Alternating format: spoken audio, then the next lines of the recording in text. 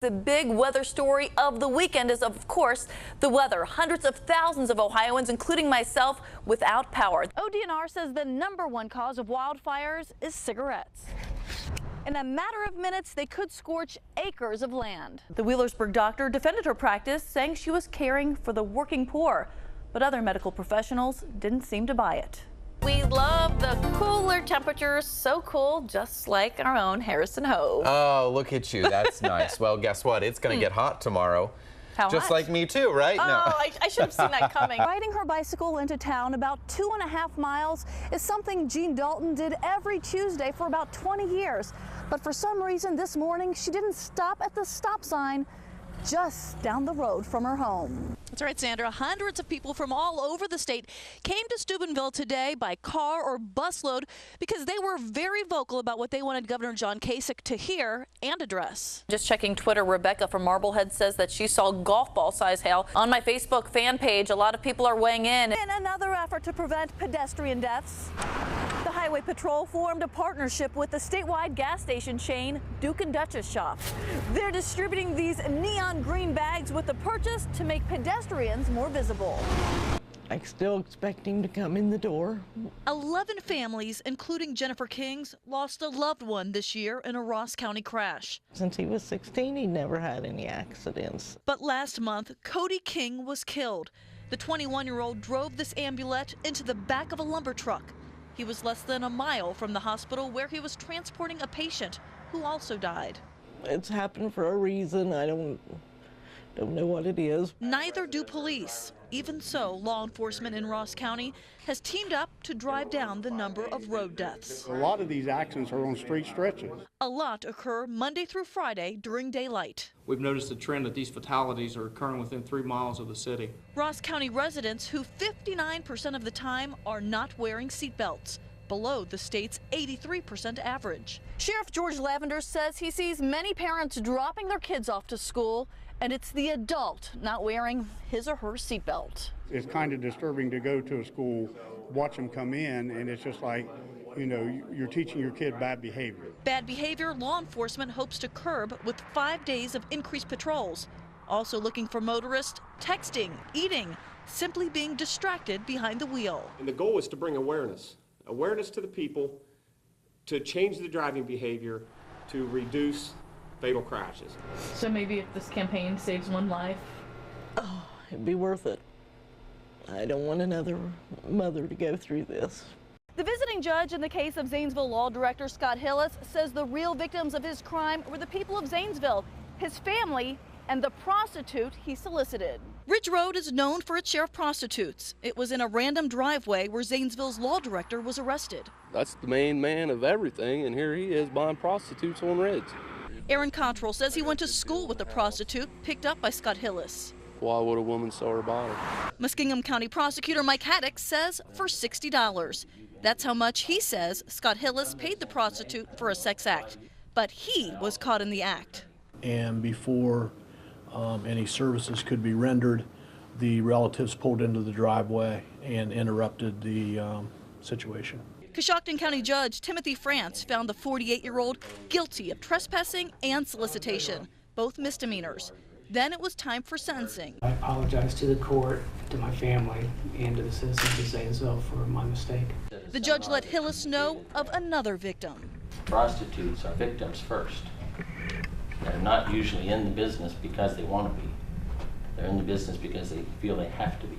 With that, Scott Hillis was sentenced to 30 days in jail, but that was suspended in lieu of 30 hours community service, fines, and court costs. Scott Hillis says he reported his crime to the Ohio Supreme Court, which could judge whether he should keep his job or not as city law director. In Zanesville, Denise, Alex, 10 TV News. Buckeye Lake is usually bustling in the summer, but this day an occasional boat cruises by Brooks Beach, a beach plagued with toxic blue-green algae. Health warnings are keeping people at bay. I've lived here all my life, and they said they cleaned the lake up, but that's questionable, I think. Robert Cooperrider of Thornville won't swim in the lake, especially after tests of water samples taken last week found a liver toxin in the algae at a concentration that exceeds a state health standard. State park officials say the postings specifically target the elderly and the very young, and people with weakened immune systems. They was over at Fairfield Beach a little bit ago putting them up. Cooper Ryder and his grandson, Nick Bradley, watched as the warning signs went up. Green. Allergy in it, on the rocks and everything. The cyanobacteria found at Brooks Beach in Millersport is a blue-green algae that grows thick in water polluted with phosphorus from manure, fertilizers, and sewage, which rains wash into nearby streams. You come out here and you better watch where you walk. You're into it knee deep after a while. What geese leave behind is a part of the problem. Instead of people flocking to this Buckeye Lake beach, it's the birds occupying it for now. From Ohio's Channel 4 News, serving Ohio for more than a decade, this is Ohio Tonight from ONN. Good Sunday evening, Ohio. Thank you for joining us for Ohio Tonight. I'm Denise Alex. Here's a look at tonight's top story. A suspect has been indicted in the horrific 2005 death of a man at a Columbus home. Last week, one suspect admitted to being involved in burning this man, Charlie Calloway, to death. Danielle Elias from our Columbus affiliate WBNS has the details on the second suspect. A man convicted of raping an Akron woman will be back in court tomorrow for the beginning of a second trial in another rape and murder case. Denny Ross is accused of beating, raping, and strangling 18-year-old Hannah Hill back in 1999. Ross is currently serving a 25-year sentence after being convicted in 2004 of raping an Akron woman, a crime he committed while free on bond in the Hill case. Court documents show that prosecutors say Ross has a pattern of beating and strangling women during sex and while they were intoxicated. The judge expects the trial to last 6 to 8 weeks. Covering campaign 2012 tonight, Mitt Romney's bus tour will be traveling through Ohio again this week. It will be Romney's second visit to Ohio in a month, the first with his newly announced running mate, Paul Ryan. And of course, ONN will have complete coverage of all these events on the air and on our election website. That is onntv.com/campaign2012. Cedar Point officials are expected to make a big announcement tomorrow. On its Facebook page, the park invited guests to a press conference on Monday at 3:30 in front of the park. So far, very few hints have been given about this big announcement. This comes after Disaster Transport, the only indoor roller coaster at Cedar Point, took off on its final mission July 29th.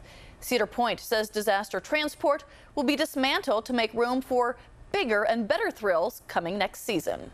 After July was so hot, it's nice to have some refreshing, cooler air these summer days. Yeah, it felt really nice this weekend, too, with the lower temperatures. We like the rain. We love the cooler temperatures. So cool, just like our own Harrison Hove. Oh, look at you. That's nice. Well, guess what? It's going to get hot tomorrow. How just hot? Like me, too, right? Oh, No. I should have seen that coming. Get out of here. We're talking 70s and 80s. Cleveland firefighters say unattended food in the kitchen was the likely cause of a deadly house fire this morning on the city's east side. One man died and his brother is in critical condition. There was a smoke detector in the home, but its battery was dead. In western Ohio's Miami County, police say a likely intoxicated 18-year-old girl caused a deadly crash this morning on Interstate 75. They say Rachel Scheidecker of Laura, Ohio, was going northbound in the southbound lane. The car was pushed under a semi. Both vehicles caught fire. A Kansas City woman was killed. And Southwest Airlines and free baggage checking have officially landed in Akron. A Southwest jet from Dallas arrived today, and the first flight from the Canton-Akron Airport to Chicago took off this morning. And that's a look at Ohio News Now. A former state representative convicted for bribery and falsification is set to report to prison later on this week. Representative Carlton Weddington from Columbus was sentenced to 3 years in prison. Prosecutors say they expect further charges to be filed against other individuals later on this summer as a result of the sting that brought charges against Weddington. Officials say the lawmaker accepted cash and all expenses paid trips to South Beach, Florida and Napa Valley, California last year in exchange for taking steps to introduce legislation requested by undercover agents. Sikh worshipers in Wisconsin held their first Sunday prayer service since a deadly shooting at their temple. About 100 people gathered for a ceremony in the parking lot of the temple in Oak Creek. Members began returning to the temple on Thursday after the FBI completed its on-site investigation. They replaced carpets and repaired walls damaged by the gunfire, but left a dime-sized bullet hole unrepaired in memory of all those killed. With July officially recorded as the hottest month in U.S. history, it has caused a lot of problems for people across the country. In central Texas, 2 massive wildfires are currently burning. Both were started by lightning, and each has burned nearly 2,000 acres. The fires are burning in areas with rough and steep terrain, which is making it hard for firefighters to reach those fires. Cooler weather continues for the weekend, but rain is fast approaching. Harrison Hove has all the details coming up in his forecast. Also ahead in tonight's Health Journal, don't just sit there. Find out why doctors are urging all of us to spend more time on our feet. In this weekend's Health Journal, it is a story you will not want to take sitting down. Evidence is growing that sitting for too many hours a day takes a serious toll on your health. People are sitting more and more. The average person has gone from standing 90% of the day to standing only 35% of the day.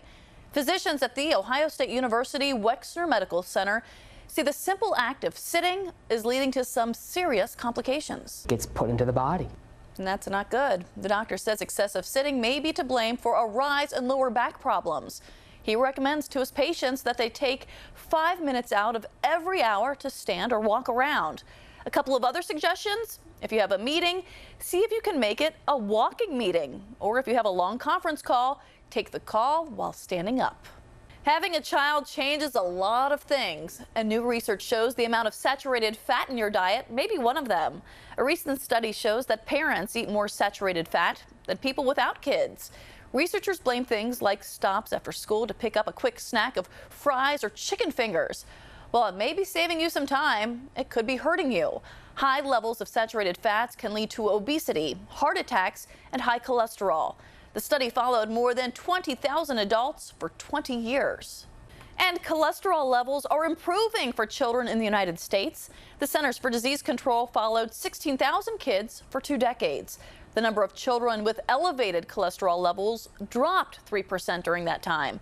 But doctors say there is still lots of work to be done because 1 out of 10 kids continues to have high levels. The latest news you can use all over the state, and of course your weather, it's all right here on the Ohio News Network. It is considered one of the most peaceful and pure communities, a place where time stands still. It's a nice place to raise a family because the children can help. Life in an Amish or Mennonite community centers around family. Children intrinsically know to please and provide. Feeding calves, you know, they can do that before they go to school. 5-year-old can feed a calf. Elvin Zimmerman's 8 children assumed that responsibility, and with age, their responsibilities grew. That was Jay's job to feed the cows? Yeah. One Sunday in April, 11-year-old Jay was feeding the cows with this motorized cart his dad made. He says it was a chore Jay proudly assumed for 2 years when the unexpected happened. He got crushed between the wall here and the mixer. 2 days later, Jay died. Yeah, I know it's tough, but at the end of the day, they're responsible for the care and welfare of their child, and when they fail, that's where we step in. Huron County Sheriff Dane Howard is investigating Jay Zimmerman's death as a neglect case.